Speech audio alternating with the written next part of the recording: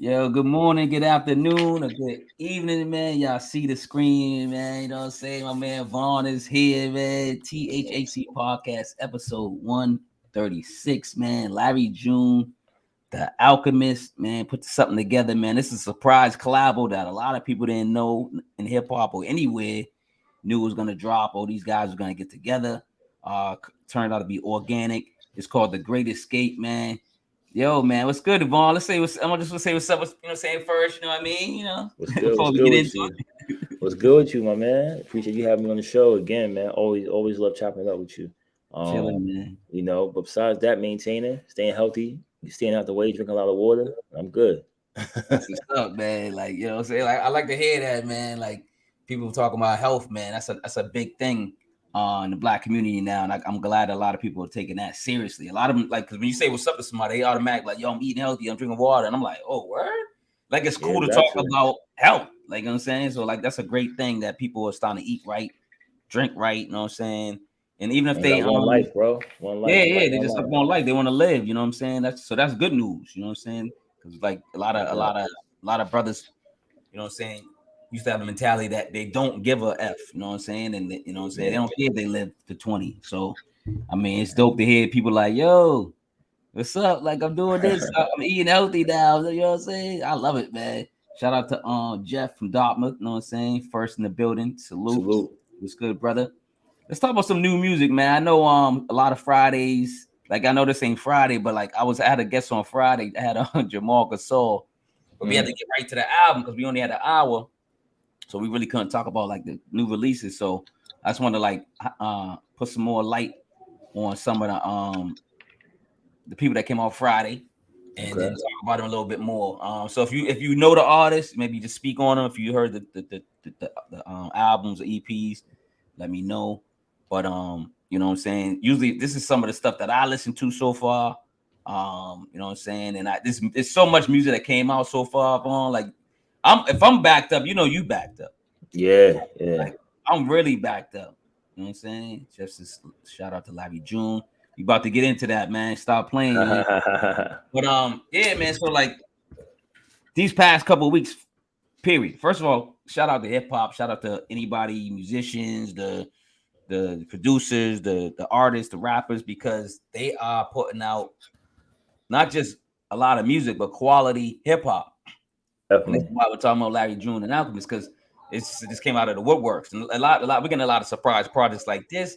We're getting projects that we know is coming out, but maybe those artists are giving us more than we thought. You know what I'm That's a saying? fact. That's a You know what I mean? fact. Which is good. So I'm behind. I'm behind the eight ball, man, because I used to be up on all the music coming out. But I think one weekend, I think 21 releases came out. It was like, yo, how am I supposed That's to listen to that? crazy. You know You what I'm saying? can't. Like, I You can't listen to can't. 21 albums, right? So I got a shout out to all the artists out there. And if hopefully I can get to you, man. And if I'm missing something, let me know. The Well, you gonna first put me on? yeah. That's why I like to do this. I said, let me run this back because Friday I didn't get to talk about these releases in full because and I like not gonna spend hours on it, but I just wanted to like talk about the artist real quick and just give him some shine. But No doubt. the first artist is Taj Malik.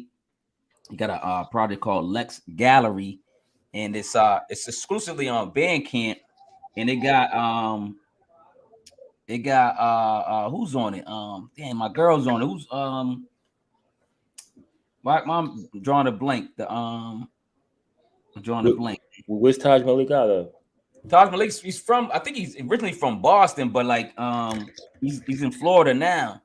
Okay. And great artist, man. I've been following for quite some time, and his projects never disappointing, man. And I gotta give him props, man. And you know, when I come up with the name, he just collaborated with one of the females that we usually talk about on Twitter. That's on there. What's the young girl? The Back young with girl. Sweetie. Nah, she's younger than back with Sweetie. Um, Where's she from? on the blank. Damn, man, I can't even remember where she's from. But I'm just let's just go into the next because I'm gonna remember it, man, in a minute. It's Because gonna like pop up in your head. it pop up in my head. But you know what I'm saying. Number two is Echo. I'm pretty sure you know who Echo is. He's been rapping with a couple people in the circle of Hmm. our Twitter fan. He put out a joint called rap. I think it's rap philosophia. I don't even think that's a word, but maybe if it is, I mean, his correct own me. words. You know what I'm saying? It might be, but it's called Book One, and I listened to this man. And he's one of those rappers he's making sure he's throwing bars at you. You know what I'm saying? Okay. He's making sure you rewind the bars and see, and hear what he's talking about. So I like what he's doing on this one, and the music. I think the music's better on this one too. So, and then like you could tell, Like like he's production really, wise, stuff like that. yeah, you can tell like he's really putting this. He put it together like, you know what I'm saying, like a project. A lot of his projects were like 4 or 5 track EPs, and it's just like he just wanted to like put it out there, like he's spitting, he can rap. Yeah. So now that we know Echo can rap, I think he's putting together some projects now, and this is one of the projects that I like. This is one of the first projects I'm like, oh, okay, and I got to get back to it. So shout out to Echo. Okay. Number 3, this artist Lloyd Banks, man, Course of the Inevitable Part 3, man. So did he do a 3-peat? A lot of people, I don't know if you heard this yet, but like he did, Part 1, Part 2. Yeah. I think got good responses, and this one's getting a good response too. That's something I'm looking forward to hearing. To think about the thing that's cool about Banks, man. And I think his first one he put out when he came back, his resurgence, I wasn't loving too much. It seemed like it was a little old, like outdated, like meaning like his pocket. Then lately, you can tell that pocket's coming back. It's like riding the bike, you know what I'm saying? And every project's getting better and better and better and better. So I'm looking forward to hearing how this one sounds. Yeah. I think a lot of people, comparing it to like the Nas run. That's what last time I saw. Whoa. Yeah, that's what I'm Nas saying. run. Last time I saw, information on Twitter, people, spitting stuff back and forth, but it's just like, a couple people here and there. I'm not saying the whole world's talking about it, but last thing I seen that was surprising, and when they talked about the Banks trilogy, I would say, was the Nas trilogy. But I don't know if Nas is stopping at 3. I think he might do a 4th. But I think he's never gonna stop. He's never gonna stop. I think he can put them up. But they kind of comparing it to that, meaning like quality work. Not as good, or maybe not as like entertaining, because Nas got everything. Nas is hip hop. Like Nas raps. It's like, yo, he all the elements pop out of him. You know what I'm saying? In a sense, and he got that voice.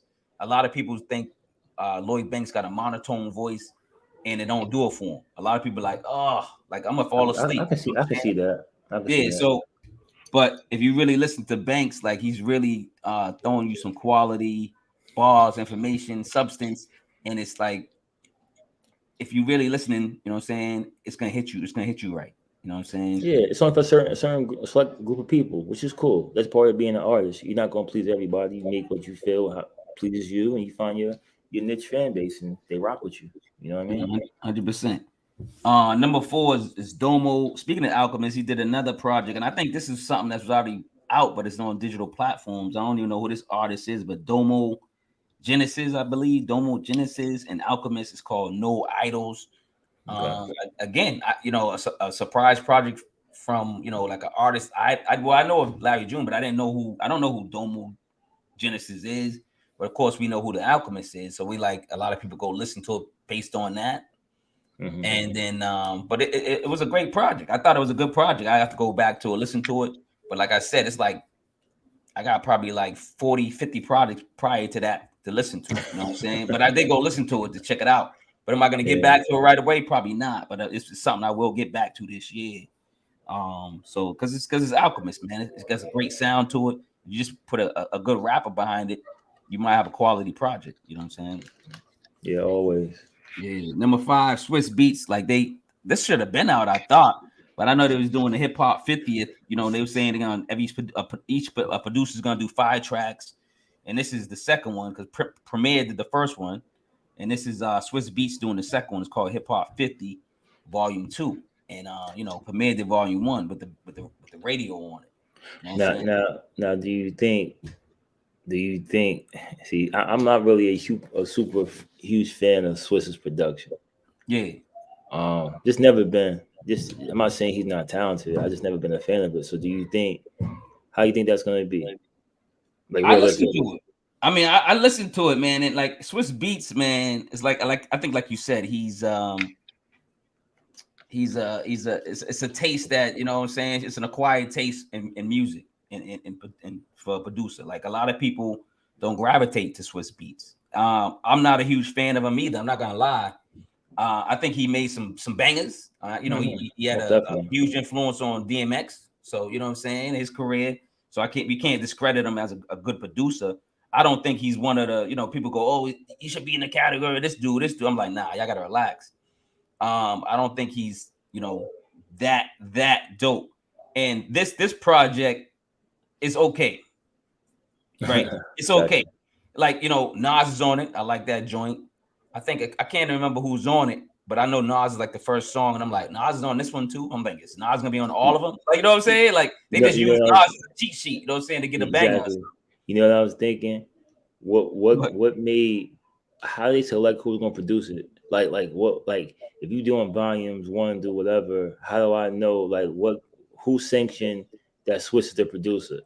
Like who sanctioned that Preem? I get Preem. You know what I'm saying? Like I think certain people, you can say Swiss is in there too. I get that, but like who made that call, right? So like we're gonna get a Kanye one, or we gonna get a who else we can throw in there? Or we gonna get a Alchemist one, or we gonna get a Havoc one. You know what I'm saying? Like, one or something, you know, yeah, like you said, Kanye. Like, yeah, I get it. Like, I don't know who's making those decisions, man. And you know, I wish they would say it. And there's no one going around saying it. Like who's picking these producers?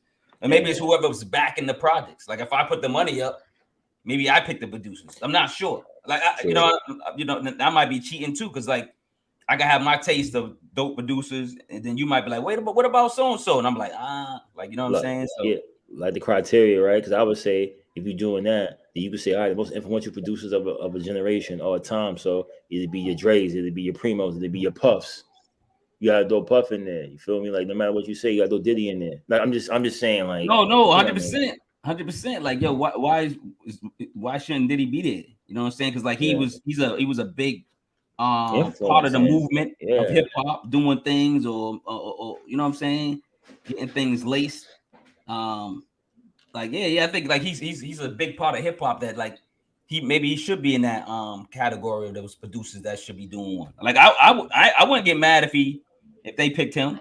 That's what I'm saying. I wouldn't get mad at it at all. No, I wouldn't get mad at it at all. So I mean, I don't know who's picking these producers, but hopefully they got some type of good lineup, because I think I'm trying to remember, because when Premier was on some show, he did talk about, I think, which producers are gonna be on there. Maybe he didn't spill all the beans, but maybe he just said who's next or something. He might be behind it. I won't be surprised if Primo's behind it, and because he's tapped in, and then he's making sure he's selecting the producers, right? Like IP Rock might get something, then you know what I'm saying. Yeah. I won't be surprised. It could be. Now it could be Primo. He would be a great one of the great elements of picking a solid set of producers, including exactly. So hopefully he's on that panel. Let's put it that way. Shout out to SP from the Formula. What's good, girl? What's going on, man? How you doing? So yeah, I mean, it's 5 tracks. Every producer's gonna do 5 tracks. Swiss Beats, of course, cheated. You got 6 tracks. Gotta be extra. Yeah, you gotta do extra, and it is what it is. So go check it out, man. Number 6 is Skip the Kid. Now Skip the Kid, this was already out on Bandcamp. He just released it on digital platforms. It's called F Your Beats, Fuck Your Beats. And this is part 1. He got part 2 on speaking of SP's on part 2. She did a interlude. Yeah, so go check out F Your Beats part 2 on Bandcamp from Skip the Kid. And he got, Skip the Kid's a known producer, becoming a known producer in the industry, and he puts these albums together with various MCs and rappers. So yeah, so like compilation joints. Compilation joints. So he came out with part 1, you know what I'm saying, on Bandcamp, and then now you're releasing it on digital platforms. Now it's on digital platforms. So part 2, if y'all want to hear it, is on Bandcamp. So go support all the artists on Bandcamp. You know what I'm saying? Go support SP for, her first drop, nigga, on the album. Part 2. Number 7, BSF. They coming out the woodworks slow, but like they pushing out these artists before I think they put out, they are, when I say BSF, you're gonna think of Benny the Butcher, right? You know what I'm saying? So Benny the Butcher got BSF. So like he's probably waiting to put his release out later. So he's dropping all his other goons, you know what I'm saying? He's dropping some other artists out. So he got Fugo Besa and BSF, they put a project called Biggest Since Canby. Now, this dude's from Marcus yeah, Canby. he's from Connecticut, so that's why I got the album called Biggest Since Canby. And he's basically saying I'm the biggest coming out of Connecticut since Canby. Marcus You know Canby, yeah. Canby. So those that don't know who that is, yeah. look him up. So I gotta give him credit on this album because I did listen to it once so far. And Fugo Bass is a dope rapper. Like he got bars, he's a dope rapper. He's up there. You know what I'm saying? Like he got those lines that you're like, oh, you know, that type of stuff. Same type of rapper, same type of formula. I mean, same type of pedigree as Benny. I mean, like subject matter. Yeah. So you know, streets, drugs related. You know, he probably did all that coming up. Did this, you know, maybe he's transitioning. Pretty much the same formula of a lot of street rappers trying to turn good and make a dollar out of hip hop. You know what I'm saying? So I'm happy for him. You know what I'm saying? So if he can get out the street, that's what's up. Anybody get out the street. You know what I'm saying? Take a couple brothers with you, man. Get them with some money in their pocket. You know what I'm saying? So you know what I mean? Going to Canada, man. Number 8, Falcon Outlaw and Danielson, man. I don't know if you heard of these rappers before, but they got it's called the Zookeepers. Now Danielson been rapping for some minute. I'm not gonna say. I think he's white. You know what I'm saying? I think he's a white dude, but he's been rapping for a minute. Danielson got a little buzz. He got some buzz and underground. And Falcon Outlaw got some buzz too. So shout out to Falcon Outlaw and the No Face crew. He got a crew called the No Face crew. And I've been following him for a while too. And they finally they not gonna say fine. They put an album together. They both from Canada, so they put an album out together called Zookeepers, man. I listened to that once too. I gotta get back to it, man. I think it's a solid project because I like both of their styles, and just having both of their styles together kind of makes it, I would say, a greater project in a sense. You know what I'm saying? Like some people can connect, some people can't. I think these dudes connected, and they did a good job connecting. You know what I'm saying? No doubt, I gotta check them out. Yeah. So, but yeah, man. I just want to cause since Friday, I get to really highlight a lot of these because we was in a time crunch because the producer VHS on Friday's podcast, he was like, before in the green room, he's like, "Well, he got like 20% on my phone." I'm like, "What?" So we were like, "Yo, what do you mean?" Right? So it was like one of those things. Like you ain't got a charger, my man. Like, oh yeah, it was crazy. So we was like rushing through the thing a little bit, trying to get to the album and stuff. The EP we broke down, but it turned out good. Jamal Gasol stayed on longer, of course. He had to charge, and then we bugged out, chopped it up a little later, asked some questions. It was good. It was a good interview. And if you don't know Jamal Gasol, man, he put in some work too. So shout out to Jamal Gasol. Y'all go check out that interview, man. All right, go on, man. Y'all appreciate you coming on, man. Yo, this is gonna be dope, man. It's funny because you hit me up. I don't know if I hit you up, but you hit me up first because we was just talking about like. I think you checked in, and I think you hit me up. It's like, yo, everything's straight. I was like, yeah. I was like, yo, you want to do something? It's one of those things. Like, hey, we got to get the date. But yeah, man, that's how it went.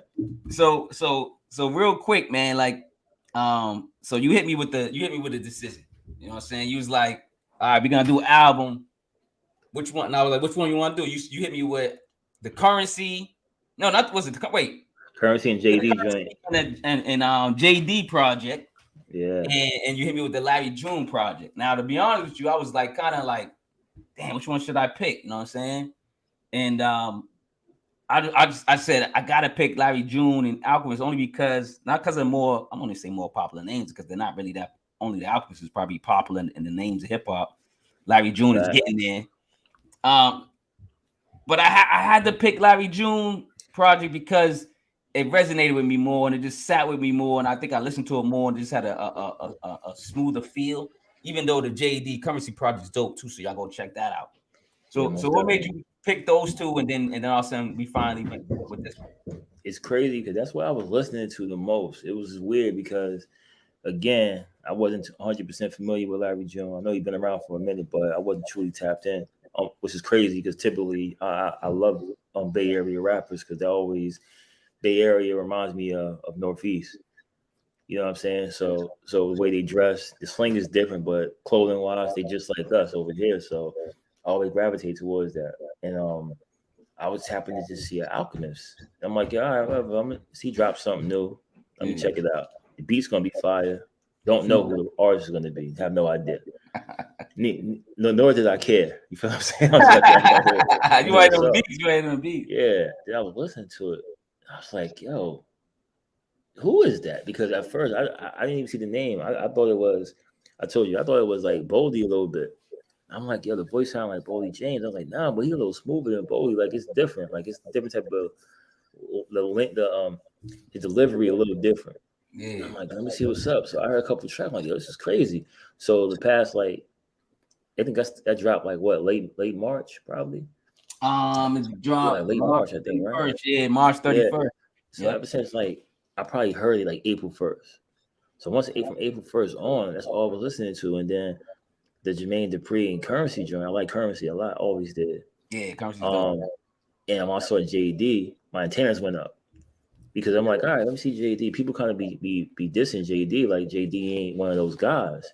Because he branches off in so many different things. Like he'll do R&B, he'll do this, he writes, he does all this other stuff. He's not solely just hip hop. So I was like, let me see how this is gonna sound together. You know what I'm saying? Like hold on. And I'm like, listen to him, like, yo, that's dope. So I was listening to that in the Larry June joint, but the Larry June resonated more with me just because of what he was talking about. You know what I'm saying? The Currency joint is dope too. Don't get it twisted, but that to me, that was a fast listen because it was like 7 tracks, anything like that, right? It was real quick, kind of like an EP.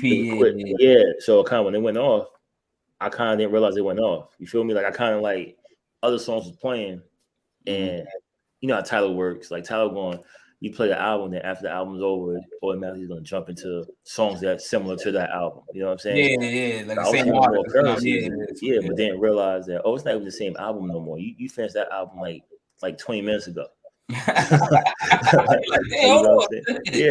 But Larry June joint is just resonating, stuck with me. It's like what 17 tracks, maybe something like that, 15, 16 tracks.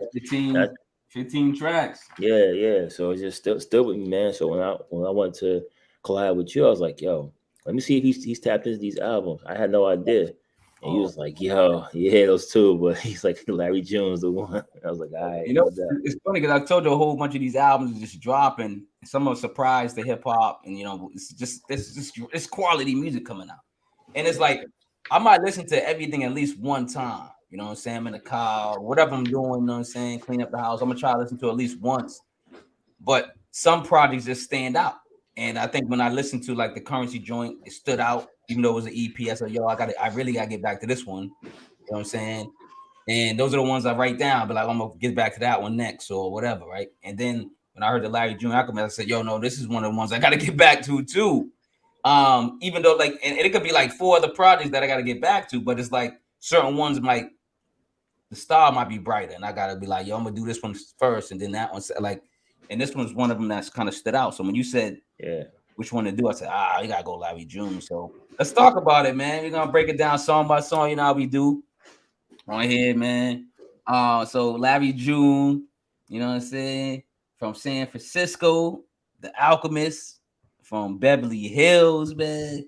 They put together a solid project, and then y'all can go online and see some of the because they did a video on how they kind of created it, and it was in the studio, and they went somewhere. It was somewhere. I don't know if they rented something, or they probably rented somewhere and dipped out and just. And it was in the studio, and they was doing they were just putting it together with their boys, smoking, drinking, eating food and stuff, eating good food, and it seemed like a solid, you know what I'm saying, foundation of how they put it together. So they put together The Great Escape, came out March 31st, 2023, man. 45 minutes, 52 seconds, solid 46 minutes, man. It's a great project, man. So it might be one of those projects, you know what I'm saying, not to say talk too soon, but a lot of people saying album of the year so far, or contender. They're not saying, you know what I mean? I'm gonna say contender. I don't want people to be like, oh, this dude's going crazy. Like, calm down. I can see that, and also real quick, the fact that you said that they chilled together and built something, and kind of like, you know, went to a spot and just recorded and kind of vibed. That's, you can tell that on the album because it flows so good, right? So I think you get away from that now. These new artists or rappers that come out now, it's all email, it's all send you a beat, it's all this and that. It's not too much in the studio with each other. So the projects that are like that, you can hear it. Like you can feel like, oh, they vibing, like it's something different. Like, you know what I'm saying? So I definitely picked that up from this album. No, 100%. I think it is a feel. It's a moment. You know what I'm saying? And I didn't even know they did it, but I was thinking that, like you said, after I heard the album a couple times, I said, "Yo, they had to be in the studio together." Like, and then I started like watching their videos, and I was like, "Oh, they're doing the videos." So they got a couple of videos to some of these songs, and they just vibe out, just dope. But then I was like, "Oh shoot!" I looked on their channels, and they had like actual footage of them chilling and doing the album. I'm like, oh shoot, a lot of people do this now. They document it because they know it could be historic. You know what I'm saying, in the future, because they don't know. Yeah. They're saying this might be a vibe. This is a thing. Let's just record it, maybe for footage for a video. They don't know what they was doing it for, but they was doing it. Yeah, just keep the camera rolling. Yeah, and I'm glad they did it. Let's talk about number one, man. Turkish Cotton, man. If y'all know what Turkish Cotton is, man, it's probably some of the finest cotton out there. I had to do my research. It's soft, real soft. So I say appropriate song title, man. I said song, and like the music, I'm saying basically the song is softer, fluffier, and more absorbent with Alchemist on the boards and Larry June in the ear drums, man. Their threads are smoother and stronger. So I was just playing off the title, man. But yeah, man, I like this song, man. This record, like, kind of gave me that smooth vibe and gave me that great intro to what this was gonna be. You know what I'm saying? No, definitely. I think that's very important with an album. To start an album, anyway, is always the hardest to start. I always feel let's like starting the verse, right? That's the hardest part of the verse.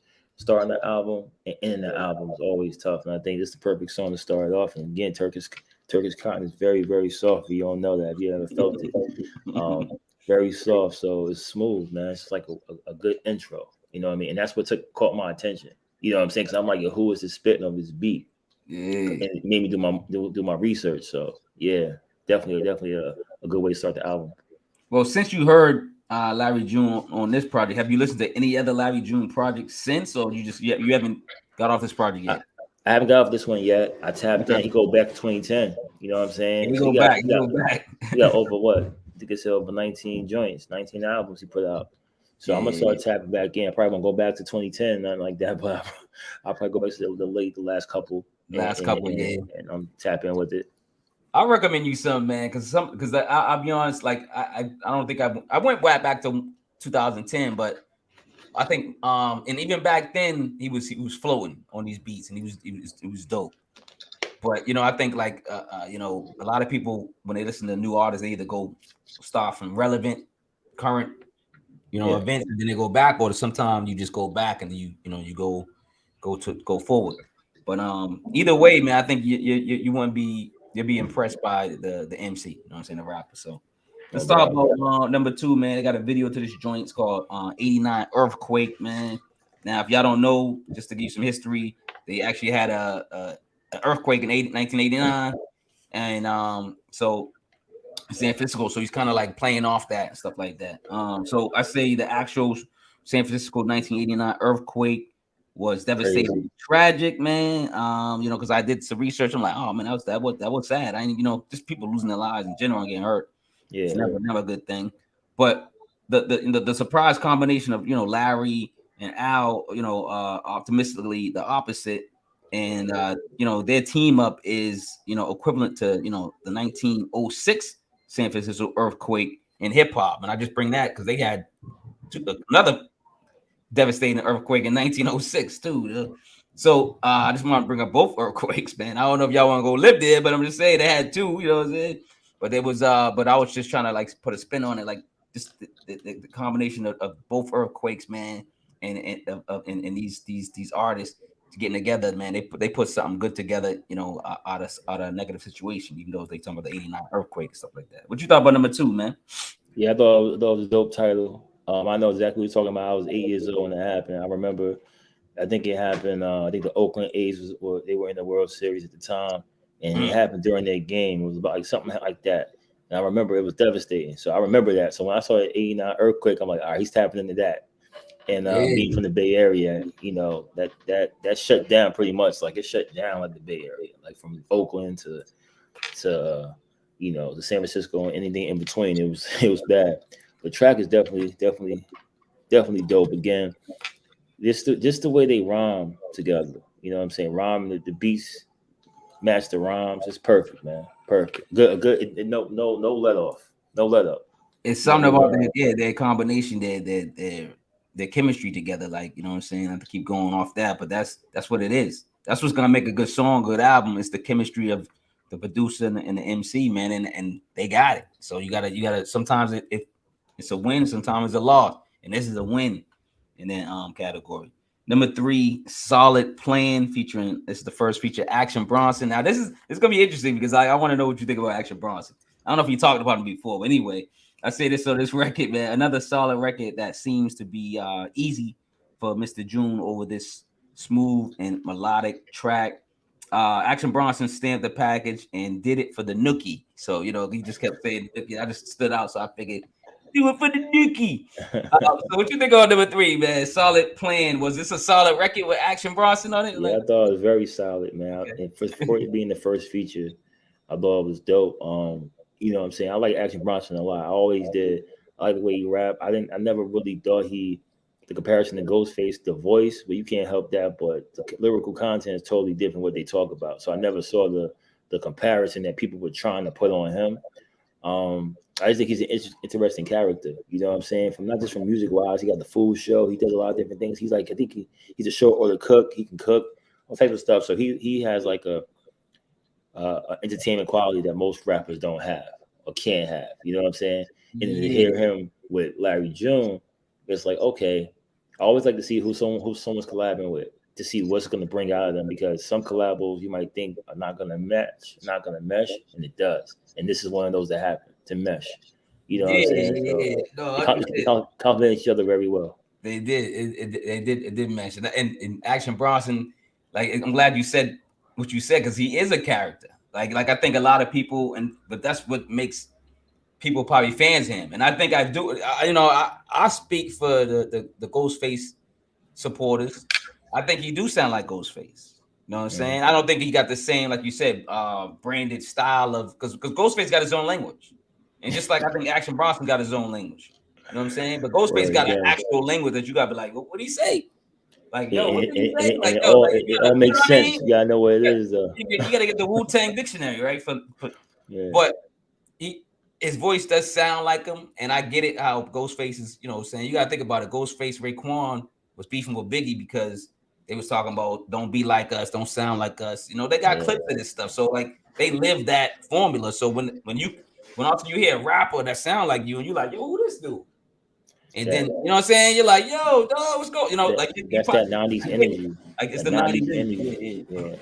But hopefully, eventually, they squash that shit. I think that'd be a dope track for like Action Bronson and Ghostface to actually do a 5 EP. I think it is squashed though. I think they're good. They're good money. I think they're good money in general. Yeah, they're good money in general. Like, okay, I think Ghostface just did his thing. He was a little tight about that, but I don't really think it's no like real beef type of thing. Like, from back when it first happened, it was some beef. It was tight. He had the whole Teddy Pendergrass playing in the background with the robe and stuff on, whatever. He was really going at it. I'm surprised they with the eagle. You know what I'm saying? With the anyway, number 4, man. Palisades. Yeah, Palisades, California. I'm like, yo, I'm about to mess this up. I don't want to chop it up. Palisades, California. Featuring Big Sean, the second feature, man. So they got a video to this one too. The Alchemist brings easy listening, soothing, and relaxing tracks with character. Rappers bring a pimpish vibe with youthful passion. Shout out to Big Sean, man. I like them on this track, man. A lot of people are Big Sean haters. I like Big Sean. I think he can rap. I think he's a great rapper. I think he just needs to throw some maturity in his rhymes, and eventually people maybe take him serious and maybe can come out with a solid album. Let's put it that way. That's just my take on Big Sean, but I like Big Sean. What you think about this one, this track? Yeah, I thought it was dope. I like Palisades too. Like I think the name. I like. You kind of forget. Like I like the subliminal shots that he's showing Cali. You know what I'm saying? Like for someone like me who wasn't as, up on him, I could forget where he was from. You know what I'm saying? Because I'm just listening to music. I'm not really, because now you rap, you don't know where anybody's from anymore. Like, let's say call it out. It's like anybody could be from Ohio, could be from Texas. Like what Travis Scott bit off A$AP Rocky. You know what I'm saying? A$AP Rocky bit off he was rapping like a Houston rapper, but he was from New York. Like, you know what I'm saying? Like, it's just how it is. But yeah, I like the feature. Big Sean's dope. Like, I'm like you. I like Big Sean a lot. I think the thing about Big Sean, people who don't want to like him. He can rap, but people act like they don't want to say he's nice when they know he's nice because his subject matter is different. Like, so he's not talking about shooting coke and drugs. He's not talking about that. You know what I'm saying? Not saying he couldn't. He just chooses not to. He knows how to make songs. He knows how to do this. He knows how to do that. And he can pretty much out rap a lot of people. Most of your favorite rappers, he can out rap. You know what I'm saying? And they know that too. But the public perceives him as like maybe a little corny. Okay. And I'm saying not corny in a bad way. Corny because ignorant. Like we feel like if someone doesn't talk about drugs, the streets, life, or whatever, they right? corny. Yeah. That's not the case. You know what I'm saying? He could be involved in all that stuff, but he might not really want to talk about that stuff. Like, I never heard somebody put it that way because I know the part that people just say that he's corny, but they never say why, right? A lot of people say he's corny. A lot of people don't got no explanation. They followers. A lot of people followers on social media. Followers. So they don't have their own opinion on these artists. And like I said, I'm a be on Big Sean's team all day because he's a great rapper and he got substance, he got bars, he's a lyricist. Like he's out there to have you rewind his music. He's not out there to just. So I mean, he got some fun songs, playful songs. He can do those. He's an artist. You know what I mean? He's an artist. Yeah, he can probably do a track with a rock band, and then do a track with a country band, and then do a track with Dr. Dre tomorrow. So I like that about him. You know what I'm saying? I never thought he was corny. I never thought it was corny. People might think his substance matter corny, but everybody's not a gangster rapper. If everybody's a gangster, come on, man. People got to like remember back in the day, in the 90s, it was that once like Dr. Dre and them came out, or not NWA, the NWA was out before, but once like Snoop came out, it was really, really like gang infested, gang heavy, this, that, and the third. Like around like 91, Deep Cover, stuff like that was out. You saw how Kid and Play became corny? Yeah, it was like they washed them out, like the Shore, man. Like they washed them out, like Father MC. Yeah, Father MC. They became corny. Not corny, he became corny. MC Hammer wasn't the same Hammer. You know, I mean, MC Hammer was Hammer. Well, he tried to come back and do some. Here's the thing about him. He tried to come back and do a hardcore album. But even though, but we knew you from being, the cookie cutter rapper first, and then you come back trying to actually. The funny thing, he's actually coming out being himself. He's being himself. He was hardcore. I heard he was tough from the street. So he's being himself. But I'm just saying how. But it was too late. It was too late. You can't come out hardcore when you got Kid and Play lyrics before. Well, that's how fans are fickle minded. That's what I'm saying. Like so if we a lot of fans go with the flow. So. If we're talking about Griselda, we can't talk about Big Sean. Because realistically, the same people that like Griselda can like Big Sean too. But if the majority of the fans are focusing more on Griselda and what they're talking about, they're gonna X out Big Sean. No, 100%. They shouldn't be. Yeah, shouldn't because artistry's artistry, and you should be able to. You should have the expansion of music. You shouldn't just be listening to all Griselda. No disrespect to Griselda, I love Griselda, but that's all you got. That's all you listening to. But those are for us. So like Griselda and those guys are for us. They're older demographic of people listening to them that want that certain music, right? And they got fan base, and we love them. Big Sean has that. But at the same time, he's tapping into the younger. Even though he's in his 30s, I'm not saying he's like a teenager, but he makes songs. He can make songs that the kids listen to. You know what I'm saying? Like you ain't saying like Lil Uzi Vert can rap. We know he can rap, but nobody I know is buying Lil Uzi Vert album. You feel what I'm saying? Because it's not for us. He's targeting a 15-year-old kid. He's targeting a 18-year-old kid, possibly 17.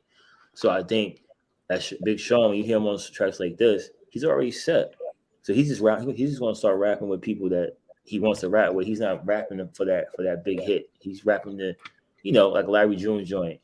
I'm gonna do something else with Nipsey. I'm gonna do XYZ. He's doing things like that. You know what I'm saying? That I I think think Big Sean found his pocket already.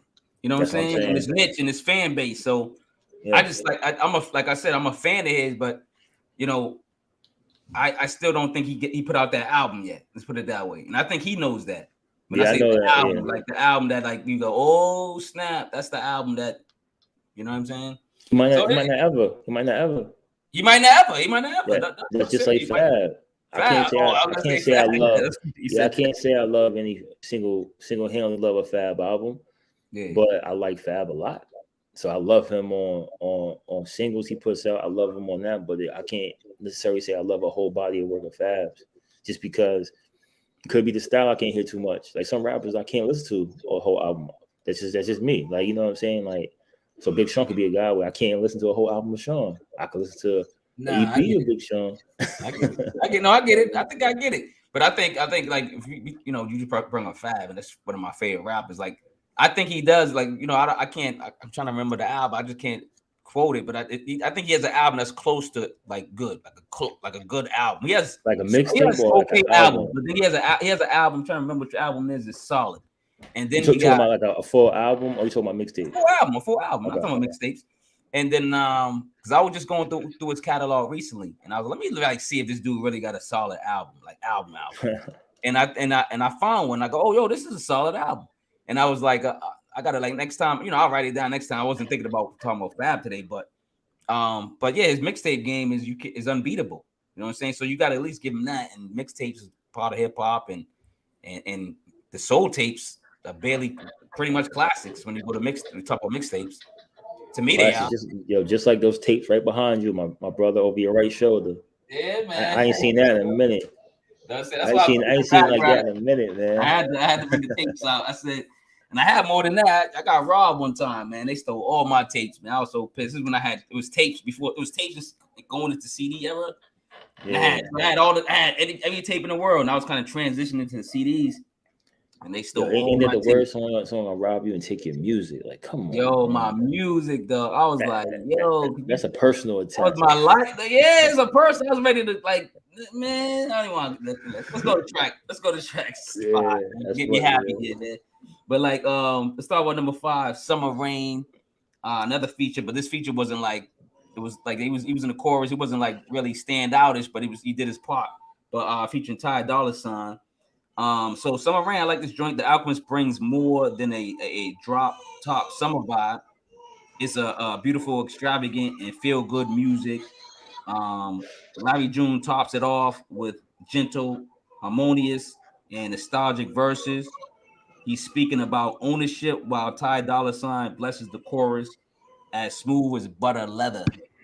So yeah, what's up with number 5? It's a nice joint, you know what I'm saying? Yeah, nice smooth joint, nice B-side joint. You know what I'm saying? And I like the fact I love Ty Dolla $ign. Ty Dolla $ign is probably one of the most talented dudes I think out there in R&B and whatever you want to call it, hip hop R&B, I guess you could say. Yeah, right? He's everything. I don't know. Yeah, right. What you really call him, right? But he's a musician, does a lot of different things, so that's why I really rock with him. But I do like the we were trying to find like a hook master. Right, like remember back in the days, like Nate Dogg on the hook. You go, Nate Dogg, yeah. Shout out to Nate. Like, no one's touching Nate. I'm not saying that, but you had for a time you had like Roscoe Dash would be on hooks. Remember that name? Then you had a time where it was like Future would jump on hooks.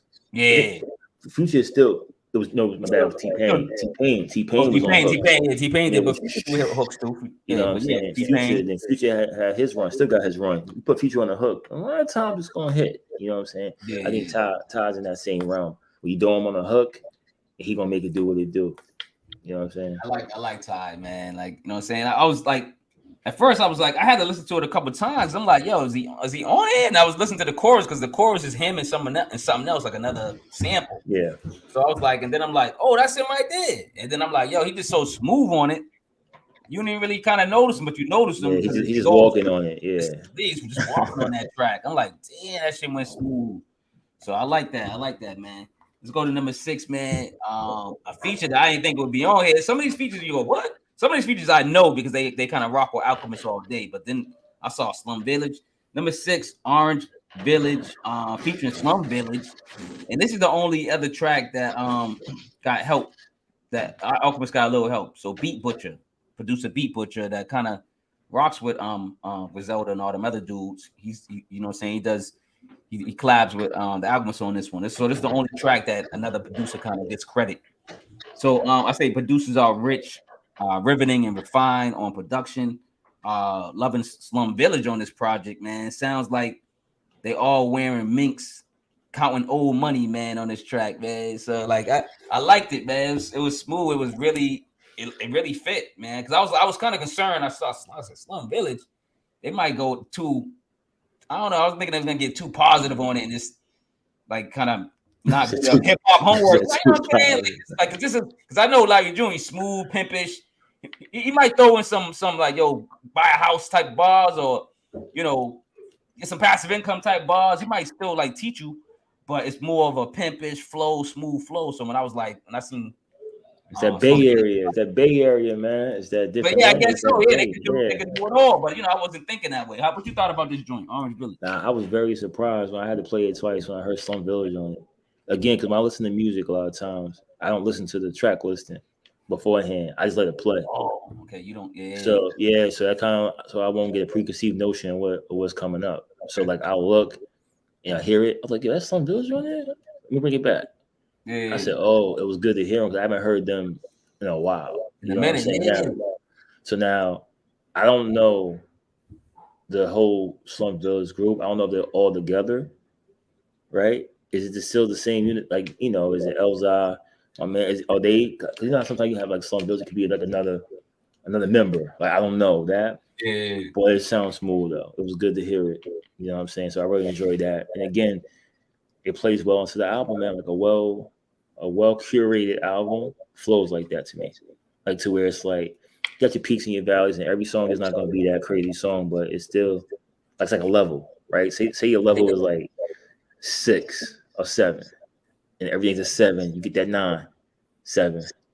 You get that maybe 10, 8, 7, but never go lower than a 7. I felt like every track is like that.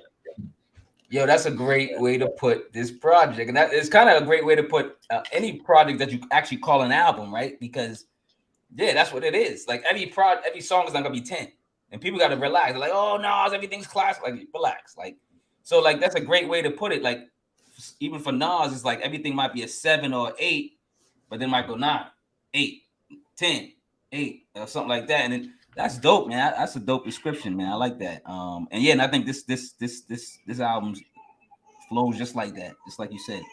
Let's go to number 7. They got a video with this one. I love this title, Porsches in Spanish, man. I'm just like, we ain't coming up with these titles. They just sound smooth, right? Like.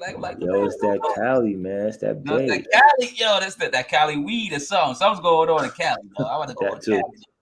So 7, I go on The Alchemist.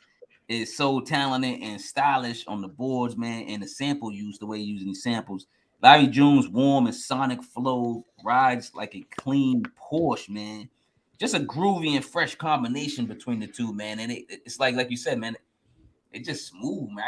I can't even say nothing bad about none of the songs. All I can do is say that this one's great, this one's good, this one's great, this one's good. Like, and it just goes up. Like, you know what I mean? The stock is good right here. The stock. Yeah, they go that 8.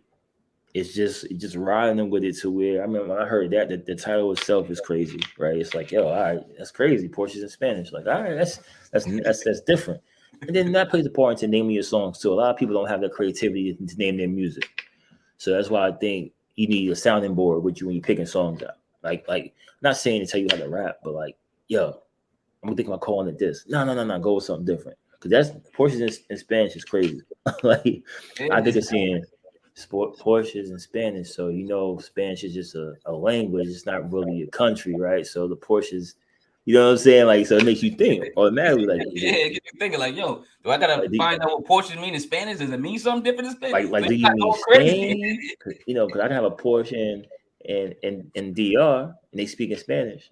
like, you know what I'm saying? Make you think. But no, I think it was dope, man. I think it's smooth again. Larry June just flowing the whole album, man. I like. It seems like I'm not sure how many tracks they laid, but I don't know. But it seemed like he was hitting the home run on every track. You know what I'm saying? Which normally don't happen like that. And it was crazy though. But I like it a lot though. It flowed perfect. I'm pretty sure they did more than 15 tracks because I was even at the Like 30 at least, they maybe probably 40. you know how people usually do and they just pick them at the end. But because I heard some tracks that he was working on that's not on here. And you know how like they were just showing them little clips of him like doing the beats, Alchemist, and then like while June's in the back like writing or whatever or saying yes or no. And it was some of them was I'm like, yo, what's that beat?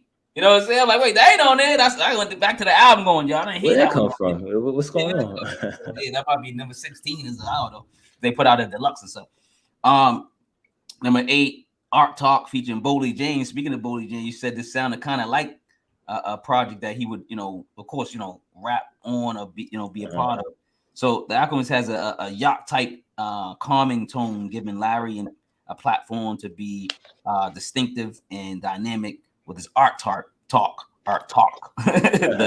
They built an art gallery with this project, man. So like this could be like one of the paintings. You know what I'm saying? Shout out to Boldy James too with a smooth delivery. But you know what I'm saying? This could be one of the paintings, and then like I can picture 15 pieces in the art gallery going, yo, that's dope. Oh, that's dope. You know what I'm saying? And then that's what they did. I think they created an art gallery with this project. Yeah, I think it was a dope collabo, and I think it was done purposely because of the similarities to the voices. You know what I'm saying? But when they're on the track, you can see the differences. You see what I'm saying? Like, so I think that's why it was dope to see them on the track together and go like, all right, we might sound a little bit alike, but we are rapping totally different. Like me, as far as like, so I think it was dope, man. Boldy does his thing, Bo's like he's an acquired taste, people say. But I like him, always did it. Hope he's getting better, after his accident and stuff like that. So looking forward to hearing more from him. But I thought it was dope collabo.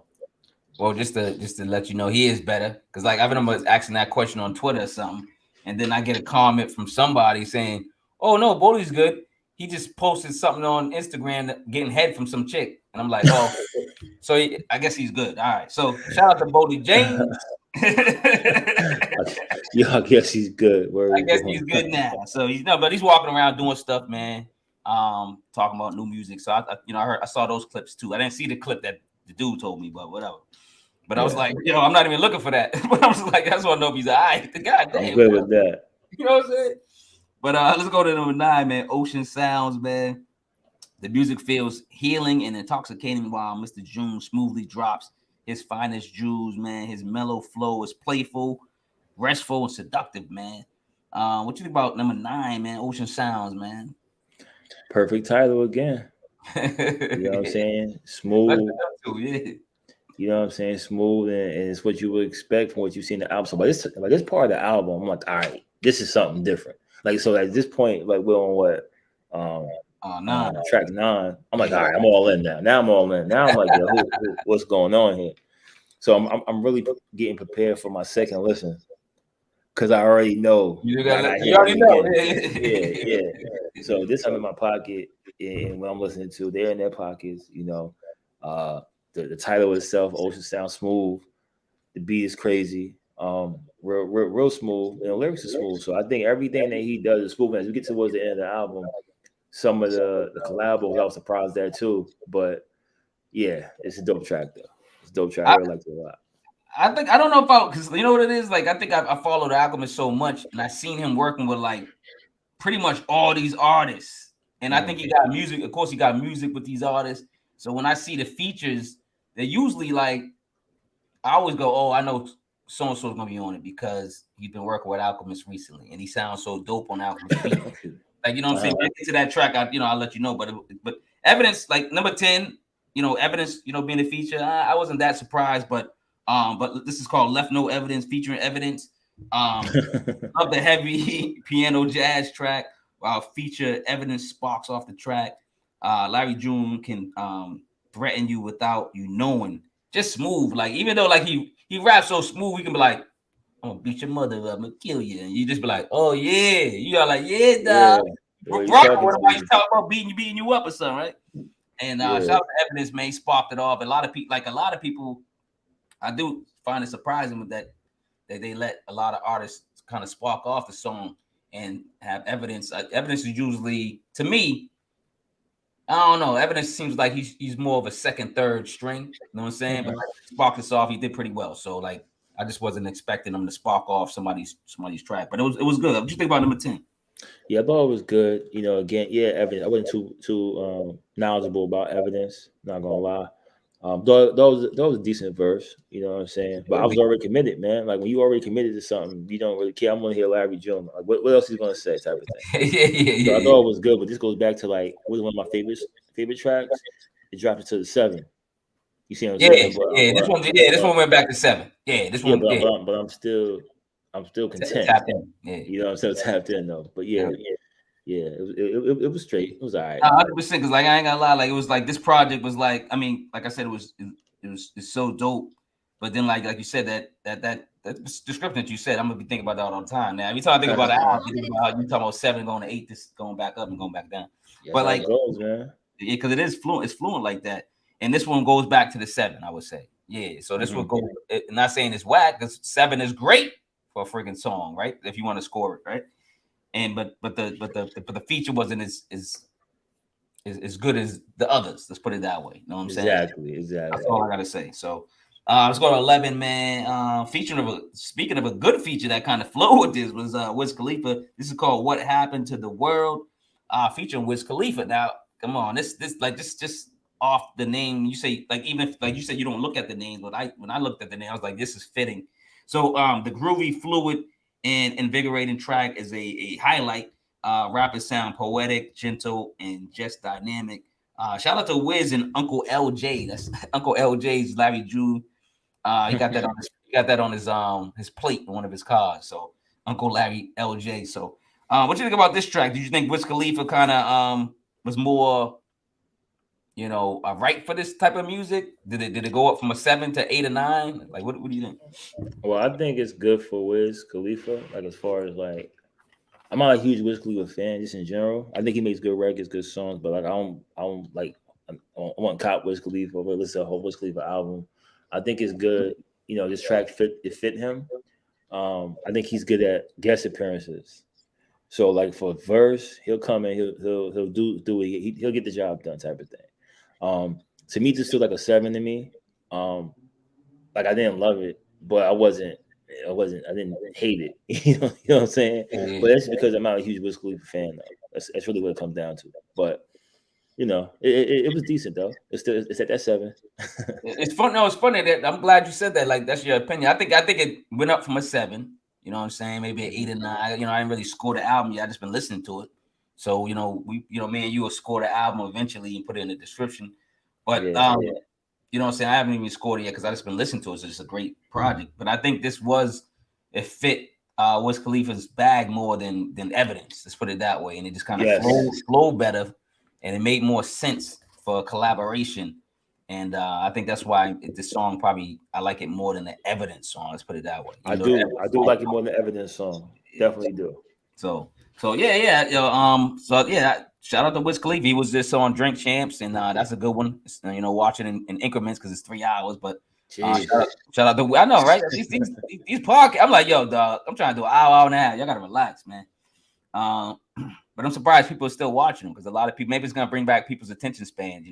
Watching these long shows. Well, I think people watching it in spurts, so they're breaking it down. They're not watching the whole sit down type of thing. And then they have it on Revolt that plays it. You feel me? So like. Oh, okay. I think they put it like repetitive, so they watch it again, maybe catch it later. Yeah, and then Revolt is gonna give you that chopped up hour version, and then if you want to see everything, then you'll watch 3 hour if you do. So I don't, and then a lot of them views be, how it go. yeah. You don't want to go into it for we get shut down because Puff Daddy said so or something, right? Yeah, how Let's go to number 12, where if we get shut down by Puff Daddy, dog. Exito, I guess that's the pronunciation of it. Featuring Jay Worthy, and Jay Worthy is one of just the way I describe it. I say Larry June's hip hop brother joins the classical records Alchemist is providing. Just another hit record like the classic Exito car collection. Now Exito, I looked into that. It's a lot of it deals with cars and car collection. So I know Larry June, Jay Worthy, they always talk about cars and their For my raps. cars, yeah. So I know this Old has school something to joints, do with yeah. the old school classical cars. And if y'all look, there's an Exito Porsche, there's an Exito type of all types of collection of cars. So I'm pretty sure that's what they're talking about. So what you think about this one in featuring Larry June? Another feature. Featuring James Worthy, right? Well, is that what he's calling himself? It's Jay Worthy. Jay Worthy. I'm thinking about James Worthy. Yeah, it's Jay I'm Worthy. thinking about Jay Worthy's another rapper, like, you know what I'm saying? Yeah, you put me on that, but I'm thinking about the basketball. I thought it was good, and I thought it was a good track, and I thought that it was my first exposure to Jay Worthy, just because I wasn't tapped in with him, and I'm like, all right, he's nice, and that makes me want to listen to more of the stuff. But they have a good chemistry, you could tell. That they've been rapping together for a little bit, like to say the least. So again, the car references was dope too. So yeah, I liked it. I'm gonna probably tell you, like, probably off air, whatever, which album. I think it was called Spaceships. I'm not sure which one it is, but they did an album together. I think they did a couple albums together. Because that's why I call them his hip hop brother, because they really got a good vibe together. They did projects together. But whatever that album's called that they did recently together. Damn, why am I blanking off it? I'm just blanking today, man. It's like it's dope though, man. It's Sunday, that's why. It's Sunday. It's coming down to, you know what I'm saying? But Jay Worthy, shout out to Jay Worthy, man, and Larry June, man. They always got good chemistry, man. So number 13, 60 Days. I got a video to this joint, man. It's featuring the Alchemist, even though that was in the beat. He's rapping, and y'all people don't know the Alchemist raps, man. People surprised. Oh, he rap with he raps. I'm like, yo, calm down. Like, he been rapping.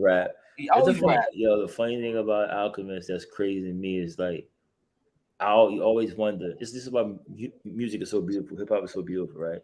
Yeah. You got a Jewish kid from Beverly Hills that is immersed in hip hop, that is a part of the culture, that makes beats, crazy beats, has the boom bap, the sound that, like, you would think he grew up in the Bronx or grew up in Brooklyn or somewhere. I'm just throwing you know what I'm saying? And so far removed in the trenches, and you just see how music is so crazy, and he can spit. You know what I'm saying? So yeah, I enjoyed that joint a lot, though. I was happy to see him rap too. I was like, oh snap, he rapping on this joint. Like, you know what I'm saying? It wasn't like an old shock he can rap. I'm like, oh, that's what's up. I ain't gotta lie. So let me describe real quick. But I put track so elegant and funky. The Alchemist dropped some bars, man. Song stands out and will be talked about for 60 years, man. Dope record. And just like to go off that, like, now the Alchemist and Larry June, they was on Sway in the Morning, right? Y'all go check that out. He was on Sway in the Morning. They both was on Sway in the Morning. And at the end, Sway was like trying to get people to rap, right? He tried to get people crazy and stuff, right? You know what I'm saying? Trying to get him to rap. So Larry June is one of those rappers that he's not a freestylist, and he's saying it. I'm not like I'm gonna throw some bars I probably just wrote on my phone or something, like whatever. Yeah, that's what he do. So he spits it and does a smooth rap, and people like kind of clap and say it's dope. And then Alchemist spits some bars. So so I forget how it started or something, like, but then I think Alchemist might say, yo, me too or something. Then I think Sway was like, oh yeah, I forgot you rap or some shit. It was like, you want to rap? Yeah. And it was like, yo, all right, throw something for Alchemist, man. And yo, Alchemist ripped it, dog. Like, it sounded like a freestyle, like it was dope. Like, I'm like, yo, people don't know, man. You've been rapping with Prodigy and Mobb Deep way before, you know what I'm saying? This is like the start of his career was more boom bap-ish rap. And boom bap. And that's what people don't remember. They don't understand it. So that's why when I heard him rap, I wasn't shocked. I was more happy, like, yeah, here we go. You know what I'm saying? Like, yeah, because I just think as a producer who can rap, and you might look at Alchemist as one of the arguably one of the better rapper producers. Think about it. Not the main producers rap. You got you got Jermaine Dupri, you got I really rap, right? I'm pretty sure I'm forgetting people like Rock Marcy, people like that. Like, I'm forgetting people, of course. There's a lot of people. There's a lot of producers. You know what I'm saying? But like he's all right. Like he's not. He can hold his own. Don't get it twisted.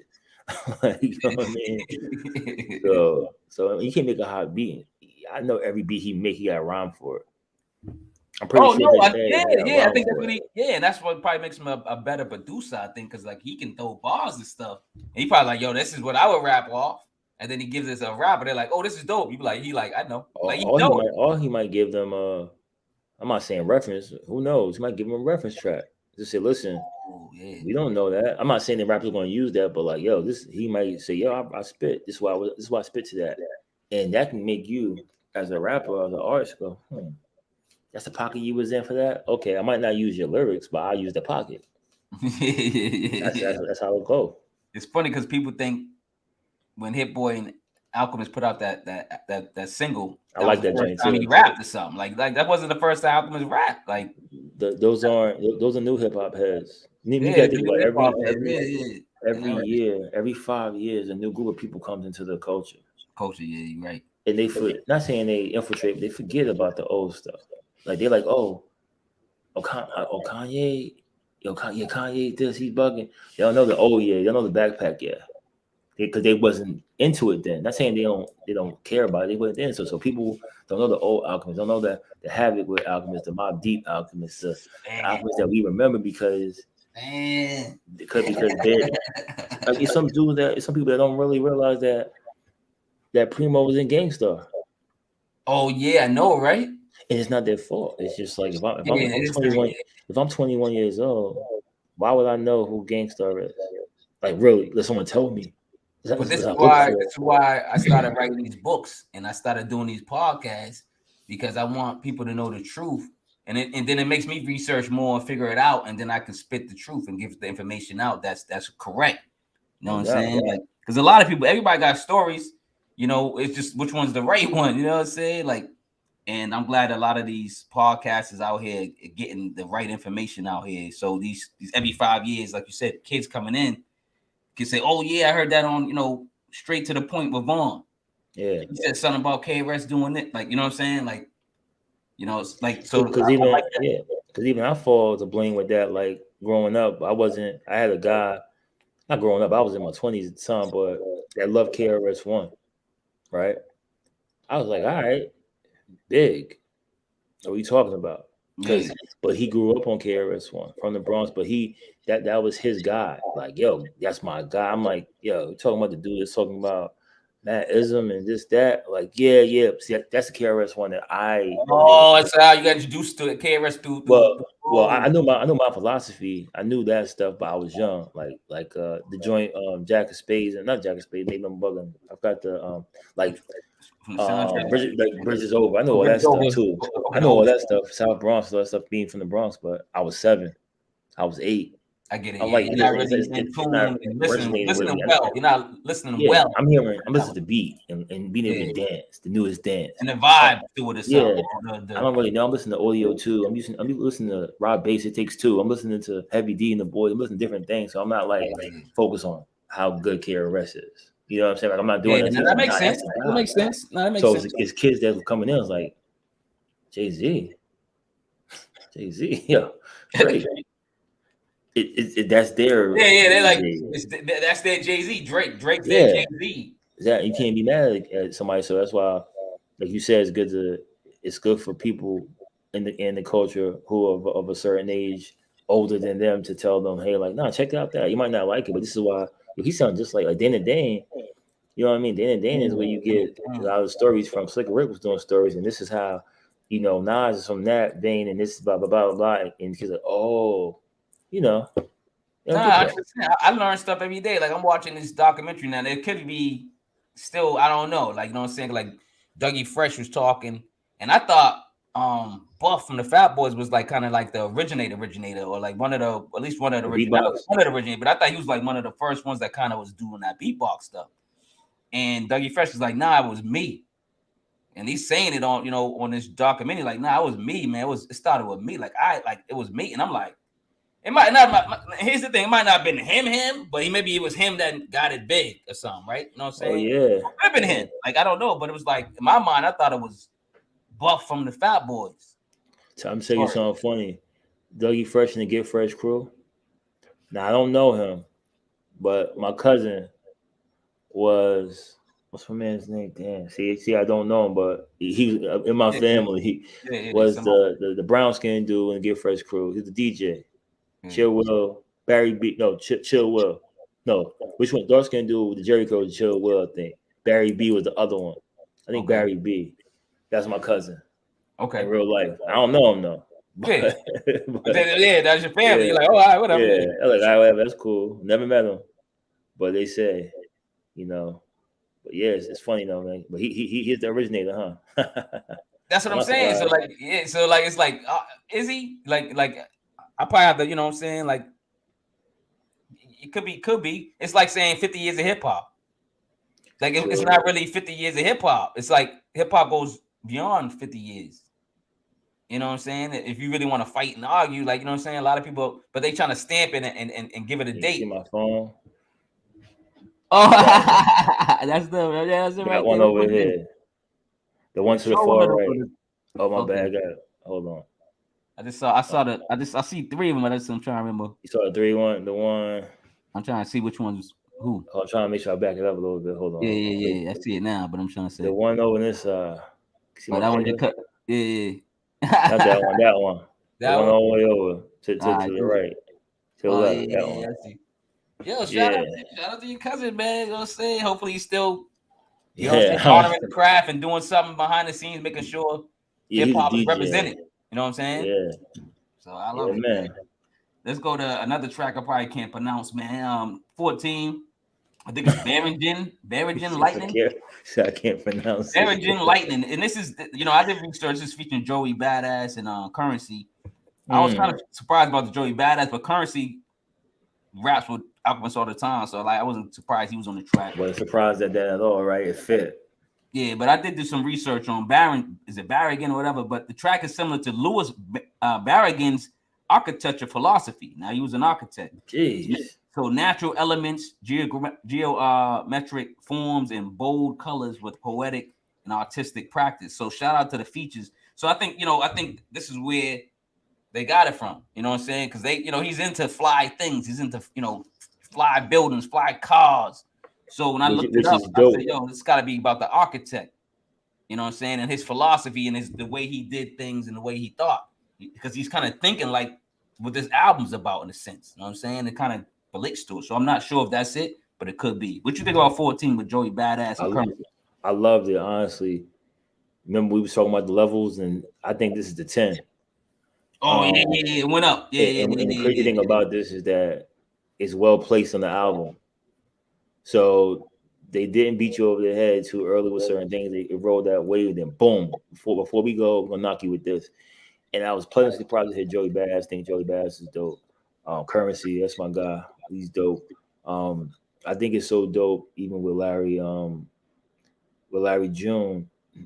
I think it's let everybody listen to this and kids that's seeing this. It's okay. It's good to be smart. It's good to be well versed in knowing different things. It affects your craft. Like when you can sit there, most great rappers are very smart. I'm not just saying book smart. I'm not saying school smart, book smart. They educate themselves on different things. You put me on to the architect. You know what I'm saying? I wouldn't think about that. But Larry June knew about an Alchemist, or whoever decided to name the song this. You know what I'm saying? Like they got There's a lot of people to tap into. Like, what the hell does that word mean? What is that talking about? So I think it was a well crafted feature song with the right features, and they all did their thing on it. You know what I'm saying? So I was pleased. Hopefully I'm right, because you know what I'm saying. Like I've done one time, and it was funny, man. Because I like the research because you know what I'm saying. It just makes the project stronger. Me talking about this project stronger, so it gives more elements to it. You know what I'm saying? Like you said, they probably if it is the architect, that's what they're going off. Like, oh man, I love this architect. Let's call it this, man. I was reading a book about this, and like you said, they smarter than a lot of people think rappers are. Street dumb. They street smart, really. You know what I'm saying? Not for real. Yeah. They think they street dumb. They street smart, and they, you know what I'm saying, they might, you know what I'm saying, like be reading something or watching something, a documentary, and then all of a sudden that's the next track. You know what I'm saying? You never know. So I gotta give it to him on this. So, but one time I swear I did I researched this project and from this producer, and so I'm thinking like, he named it All Colors or something, like all these colors. So I'm thinking, I'm like, he probably went deeper. So in my mind, I'm like, he probably based it off blue. If he's saying blue, he probably talking blue because blue blues this color and this blues Yeah. blues this, you know what I'm saying? Like, so I was like doing all that stuff, right? And then I had him on the show. He was like, nah, man, I just like colors. So like, you know what I'm saying? Like, it was cool. It was funny. Sometimes it's simple, yeah. Sometimes it was just simple, but you know what I'm saying? But I was like, dude, are you serious? Like, I was so mad at him, but it was fun that I still did the research. Yeah. And taught him about colors. So now I'm teaching this dude about colors, and he just thought he put his something colors. He put his favorite colors down. You know what I'm saying? But he probably did it subconsciously though, because everything happens for a reason. Yeah, so he probably said, I'm just thinking about colors, yeah. but at the end of the day, it's the reason why he likes those colors. Yeah, that's what I think. It's just like the same thing with numbers. A lot of people, numbers mean more than like your birthday means something. You know what I'm saying? Yeah. Born means something. Not just the zodiac sign, but just like it means something. If mine's a 29, maybe 29 means something. Maybe this month means something. The 7th July, boom. So like you look up the numbers, they do mean something. Like we see like all means something. It means something to the earth, to the planets, to the stars, to the universe. All that stuff. So to Egypt and all that, in Africa and how we were born and all that stuff. So a lot of that, it gets deeper than it could get deeper than you want it to. That's a fact. Well, you can say it's just my favorite number and just move on. You know what I'm saying? So let's go to the last track, man. Number 15, Margie's Candy House. Now again, I researched some stuff too, and I was like, I wonder if this is it. I'm not sure, but this is another smooth out joint. This time giving Larry June a platform to speak on his corrupt past and bright future. Solid record and solid album. Now, when I did research it, it was Margie's Candy House is like it's an old school candy store, ice cream parlor. I think it's in Chicago or something. But you know what I'm saying? I don't know. Maybe that's what did they go there and name it because of that, or did they name it for some other reason? Somebody's aunt's house, right? Yeah, it could be somebody's. It could be Alchemist aunt's crib. You know what I'm saying? In California stuff. But what you think about the last track, man? How did it end off for you? I thought it ended very well. Smooth. Give it an 8. You know what I'm saying? The song, and just caps off the album. It caps everything off like a nice tight package. You know what I'm saying? And again, it made me a fan again of Larry June, honestly. And it's funny, after I heard the album a bunch of times, I just started seeing him everywhere. You know what I mean? Places I never saw him before. I never would think he'll be popping up. I'm looking at this, like featuring Larry June. I'm like, what the? Like, all right. Now you're like, yo, what's going on? I'm looking at Vivo video. Larry June. Like, yo, what is going on? Like, yo, I did not hear about my man before March 30th, before April 1st. Now this dude everywhere. Maybe I was sleeping. I was honestly, but yeah, but I thought it was dope. A good way to tap off the track. Tie up the album. It's kind of like driving. You ever have a long trip with your family, and you play the car game or something, a red car, blue car, or like you find a Porsche, you get $1 or something stupid like that, and now you see 40 Porsches or 40 cars that look like your car. You go, I gotta pull you over or something. Like, you know what I'm saying? Like, so, Larry June says this thing all the time. He goes, "Good job, Larry." Like if you listen to his product, that's one of his taglines. Yeah. So, good job, Larry. Good job, Alchemist. You know what I'm saying? That's what I wanted to say that real quick, man. But I think this is a album of the year contender. I think it's really a smooth, great project that it's gonna take others to catch up to. You know what I'm saying? A lot of people hopefully gonna jump on this bandwagon eventually. Just a great project, man. So like you said, like I've been following Alchemist all his life pretty much. You know what I'm saying? So musical life, definitely. Yeah, I'm on it. You know what I'm saying? Who ain't on needing an Alchemist drop? We talked about it earlier when I was talking about some other artists I don't know about. What I was saying, this other album that Alchemist did with Domo Genesis. I don't know who the hell that is. I never heard of in my life. Kind of like what you did with Larry Jr. Like, who's Larry Jr.? Yeah, who is that? So now I'm going, who's Domo Genesis? You know what I'm saying? So I'm now listening to that album. So I think anybody that works with people like Alchemist, man, is gonna get a listen. They're gonna get that's how it should be. And I think we talked about it offline. Like, yo, that's what you want. Like, you want these established artists or could be artists or musicians, whatever you want to call them, producers, to actually tap in with talent like that people don't know about. I think that's your job to pass forward. You know what I'm saying? Like, I can easily you can do a song with Nas. Yes, you can. If you can, I'm saying. But if you can find the next Nas, or you can find the, you know what I'm saying, the next person, that should be your goal. Like I think your goal should be to find that. You can still do with the established people, yes, make your money, make good work. If you can find someone that no one knows about, or that's on like a lower scale that's nicer, that's who you should be grabbing. You know what I'm saying? And I think a lot more producers or artists should have that mindset to do that. You know, I heard something that was crazy. It was like, yo, if you're doing an album, if you're an up and coming artist, don't try to get pay a lot of money for a feature from an established artist, because they're already established. You pay your whole budget or your money to those guys, they ain't gonna go on tour with you, right? And they're just gonna take the money, do the song, and now you gotta do the video by yourself. You gotta do everything by yourself. Yeah. I get that, but as an established artist, you should want to help somebody out. You're not obligated to, but someone helped you out for the most part. So if you take less money for that feature, and why not show up for that video? You feel what I'm saying? Like little things like that can go a long way for somebody. And I wish most people see it that way, but we'll see what happens. I think like I'm glad you brought that up, because I know we're gonna talk about another topic before that, but I'm glad you brought this topic up. I do see some established artists work with I'm gonna say no names, because we don't know these artists. Like just like I said, Alchemist is doing that, right? Yeah. You know what I'm saying? You're like, who's this dude? So he's one of those people that's been in the brand of hip hop for some time now, and he's worked with the greatest. Alchemist could work with anybody, and he has, right? Like there's probably a song, an Alchemist song with at least every artist we know, at least one single, right? At least one something. Something. You know what I'm saying? Something, or they on it. They just happen to be on one of his tracks. But you know, I do like that he's selecting these artists that a lot of people are not in tune with, and he's doing actual projects with them. But they're organic. It's organic. I don't think he just like, you know, he finds these artists and goes like if you listen to Alchemist talk about Larry June, he's like, yo, I didn't know nothing about Larry June either. Yeah. No, serious. Like he you know, and then he said he started talking to he had a song with his boy.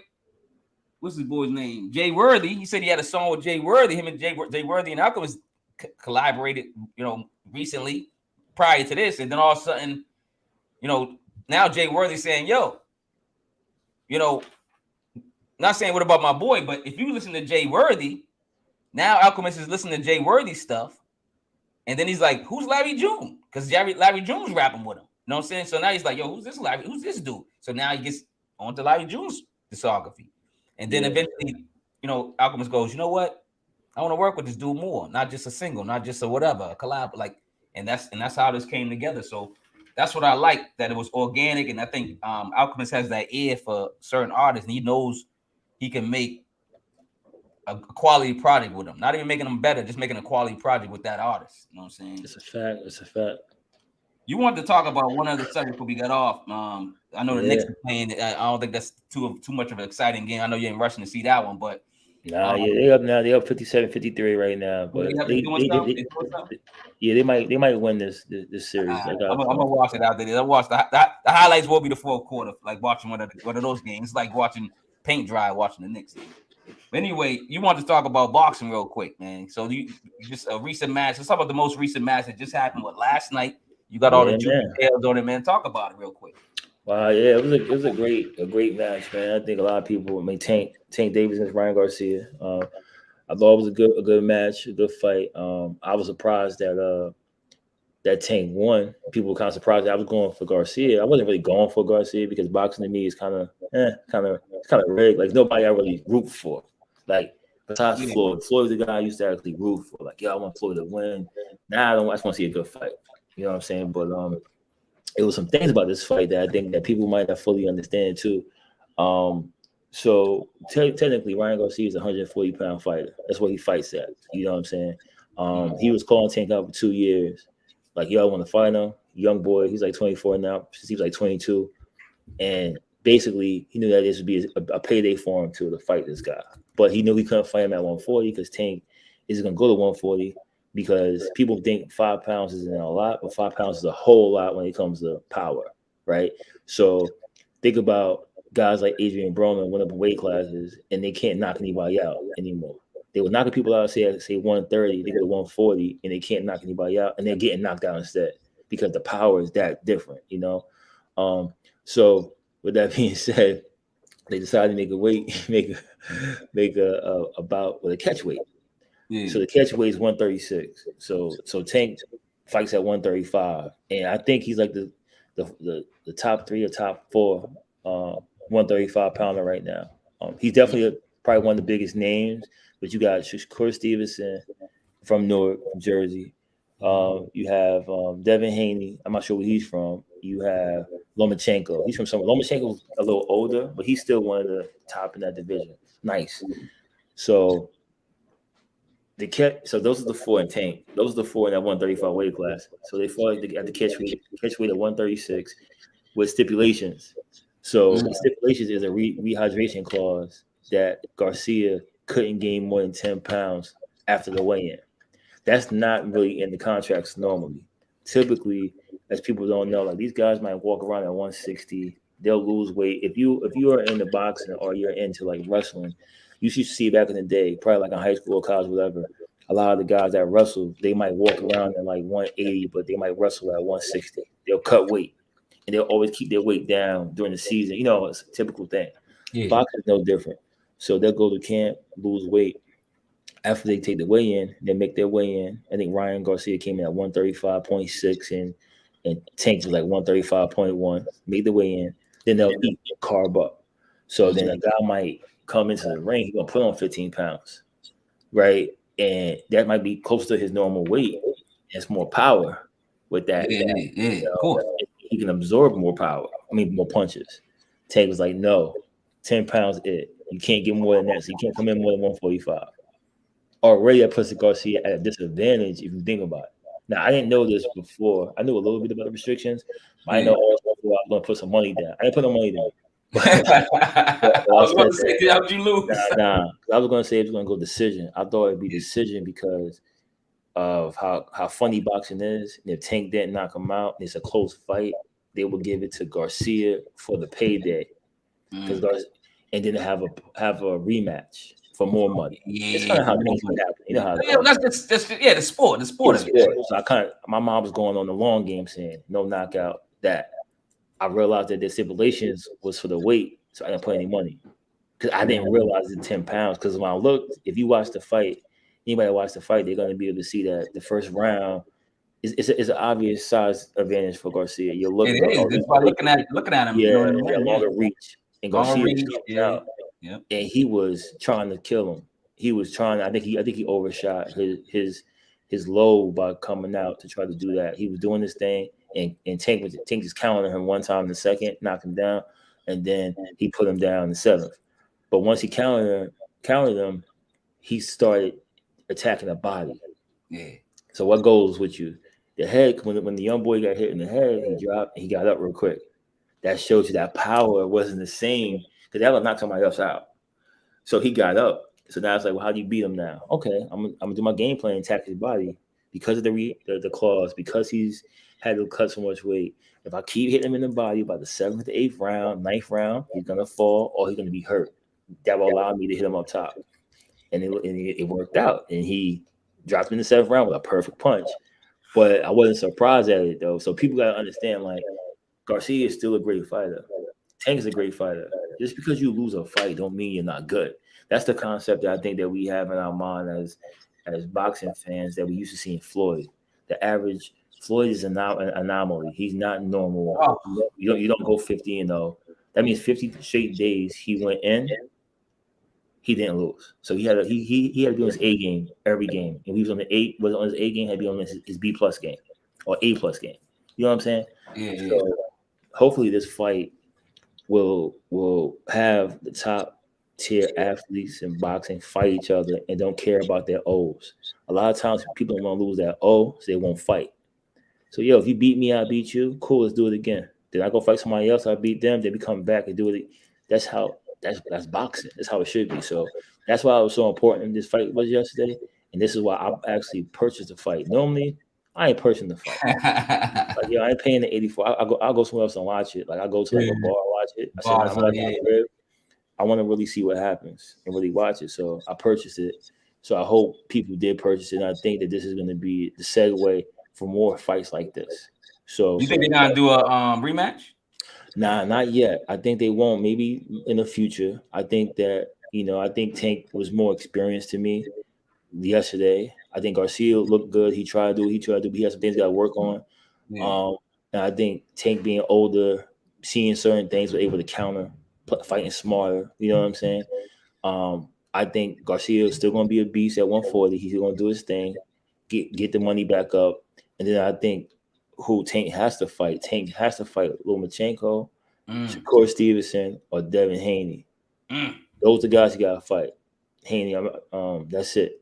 You can't. We cannot fight. No, you want to be that man, but I think he is talented enough to do it. You got to fight him because they're all in the same weight class. But the weight class thing, you think he's gonna try that again and put more? Nah, he can't because they're the same weight class. Oh, they all the same. Oh, they all the same weight class. Yeah, all the same weight class. So he did it with. So think about it like this. Floyd used to do this a lot. Garcia, but he couldn't. Okay. Floyd used to do this a lot too. Floyd used to be like, "Yo, listen." Like, that's why I love Floyd. Like, he would be like, "All right, I'll fight you, but I'm gonna do a catch weight." So he fought my man Marquez, beat him senseless, but he was overweight. So he told Marquez, like, yeah, he didn't make the weight. If I'm not mistaken, it was Marquez, one of those guys. He paid him extra $500,000 because he couldn't make the weight. Dude took the money, Floyd naturally bigger, and pounded him.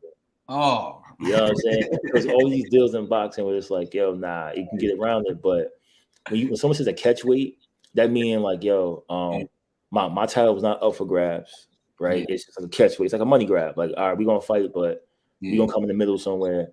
Meet me at 160, 166. Yeah. You're like, huh? But I'm like, I'm 180 or whatever. No, well, meet me at 166, and then you can't get more than 10 pounds heavier. It's like you put stipulations with it. But yo, it is what it is. I think you have to use that advantage. It's smart. It's smart. It could be a fight. It could be a sporting event. It could be whatever it is, man. But it's a competition. It's always at the end of the day, you want to win. You want to have those advantages. But this is why I think it's important that fans understand that the average fan doesn't get that.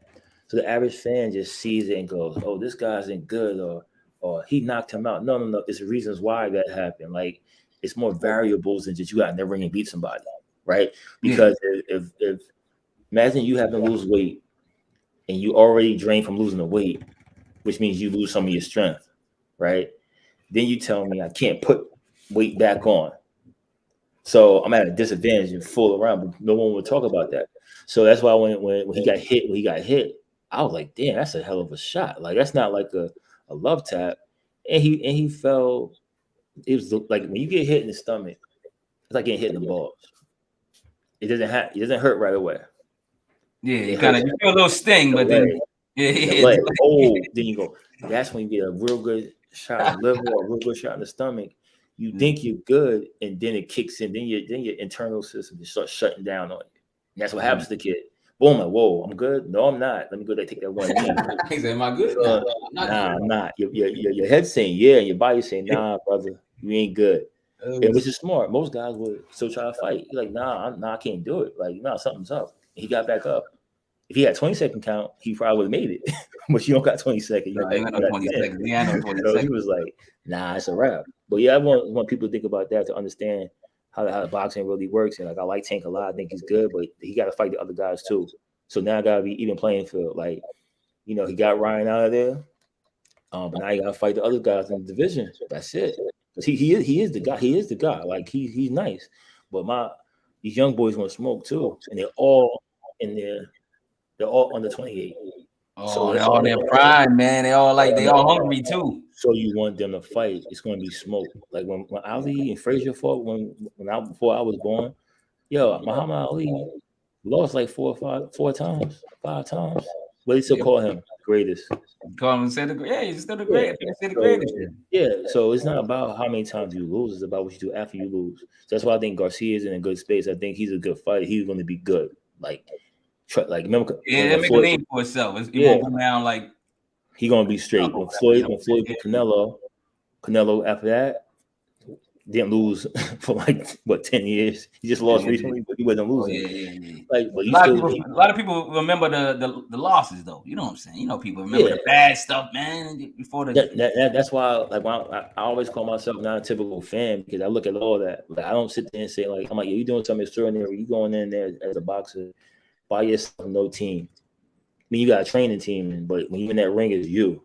I gotta be on my A game. If I'm stressed out about something, if I'm not thinking right, I can get killed. Like, it's no joke.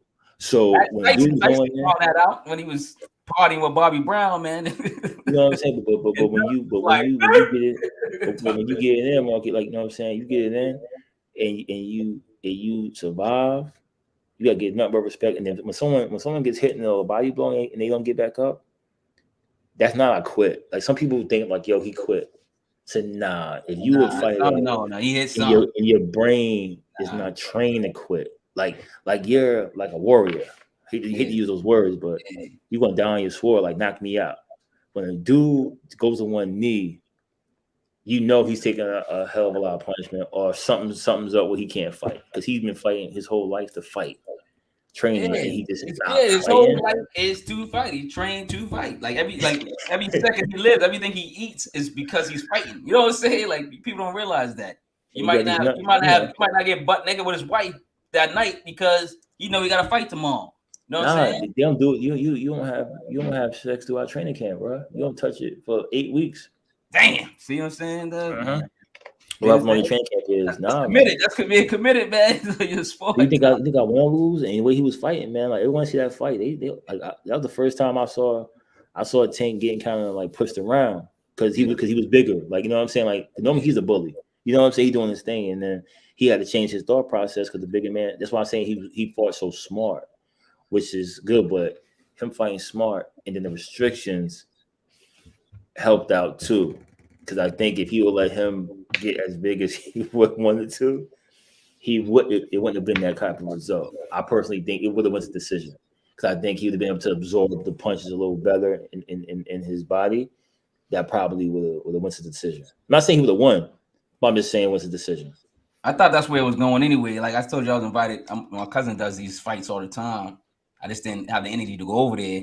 But I was like in my mind, I'm like, man, it's gonna be a split. It's just gonna be them going back and forth, and then we're like tired, and another rematch. I was like, it just felt like that to me. That's what it felt like. It was building up to. Yeah, so that's why and I said, you know what, man, I'll pass on this one. Watch the highlights or something. And then when I saw the highlights, I'm like, oh snap! What the hell? I should have watched the fight. I'm like, God damn. The fight, man. Should have watched the fight. I'm like, oh man. That's why when you was like, yo, let's talk about the fight. I'm like, yeah, we can talk about the fight at the end. Let's buck out whatever. You got more information on it because you saw it actually. Yeah, man. It was a good one though. It was good. It's the breakdown, bar for bar, ring for ring, freaking round for round. You know what you're giving us. You know what I'm saying? Appreciate man. I could have too. I could have broke it down like that too, man. I like that. No, you don't need to. You already did it. You know what I'm saying? Like, no, I'm saying, like, I be in my boxing like that, man. It's like in football, basketball, boxing. I be on it. And that's one of the reasons I want you to, because like this shows like that. Like I created this show to break down actual albums in full, and not just go album's dope and then move on. Like I want like every individual song has its place. Every individual song, just like the rounds in boxing. You know what I'm saying? You can say, yo, round 1, 3, and 6 was better than 4, 5. You know what I'm saying? Because and then you can give the analysis of it. You know what I'm saying? And you can break it down. That's a fact. Round for round, like, and you could be like, oh, because he won this one because of this. You know what I'm saying? It's just, and that's why like details are very important. You know what I'm saying? I think, like, matter of fact, on this album for Larry June, he talks about details. He talks about, you know, in some of the bars you hear, if you listen, he's talking about being detail orientated. You know what I'm saying? In his raps or his style and stuff like that, or just in life. You know what I'm saying? And that's how you can kind of make it or be more successful than others because you're paying attention more. You know what I'm saying? So shout out, man. Man, like again, man, yo, appreciate you coming on, man. Yo, we had a great time. Man. I like breaking down dope, bro. Man, and talking to you in general, man. You know, Vaughn, man, if y'all guys don't know who this dude is, y'all better get to know this dude, man. He's in the building, man. He's been doing podcasts for a couple of years, man. Right now he's doing straight to the point with Vaughn. You know what I'm saying? When's that coming back? Let us know what's going on. Yeah, I'm gonna come back soon, man. Probably sometime in the spring. Took a little hiatus, a little time, just chill out, but regroup, come back with some new thing, have a new format I'm doing. You know, I'm still doing my same format, but like I started tapping into that last my last app where I would get artists, independent artists send me stuff, and then I play it on the pod. Towards the end of the pod, just say who it is and then what we're playing and how to reach out to them too. So I had Ron Mallory on there the last time I did the pod, so which was dope. So Ron Mallory, man, I had him on the show before. Ron Mallory's dope. Yeah, Shout out to Ron Mallory, Doug. He's dope. I was getting a lot of people hitting me up too. So I kind of said I'm gonna tap back into them when I get back on. But I was getting from all types of music though, not just like hip hop. It was getting like R&B. It was hitting me up. I had dudes sending me producers just sending me music like, yo, I got this.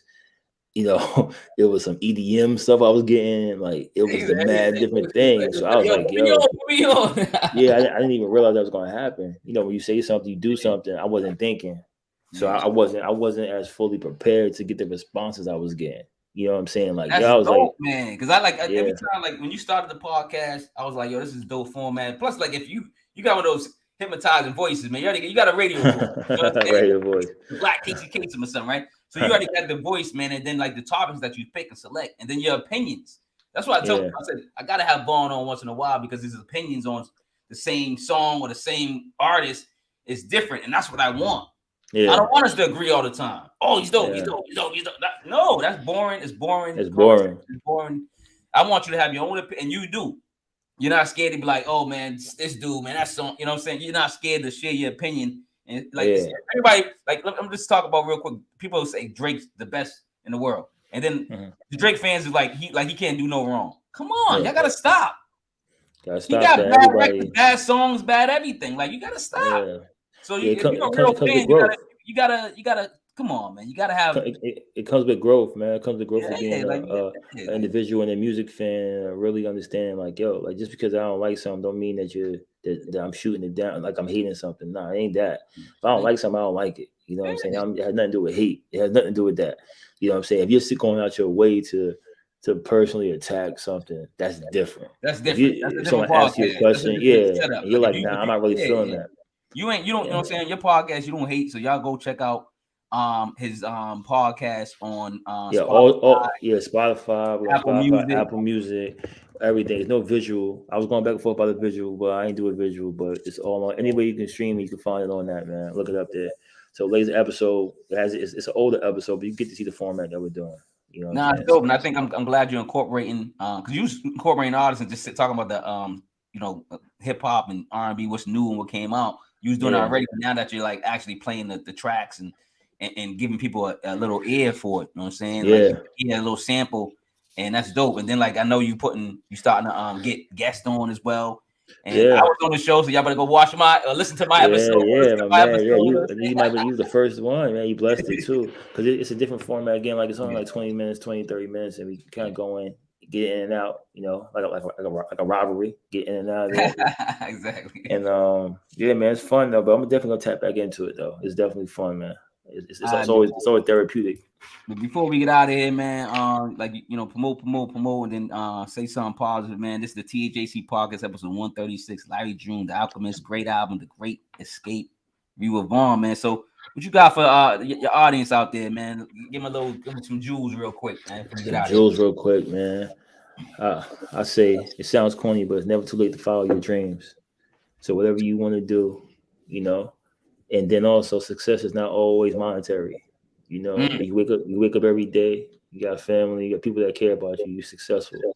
You have people that have all the money in the world and they're miserable.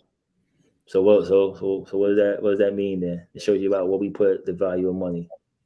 Yo, 100%. I love it. No, I love it, man. And what I want to bring to the table, I always try to bring something new. I always say love over hate, but practice more love than hate. But I did find something. I was watching something recently, and they was talking about everybody got a book in them. Everybody can write a book, man, and that's true. And now with AI, artificial intelligence and all these programs of AI, you can write a book faster. You can get help writing a book. You can still take most of the credit by putting all the information in AI, and they can develop the format for you if you're not good with formats.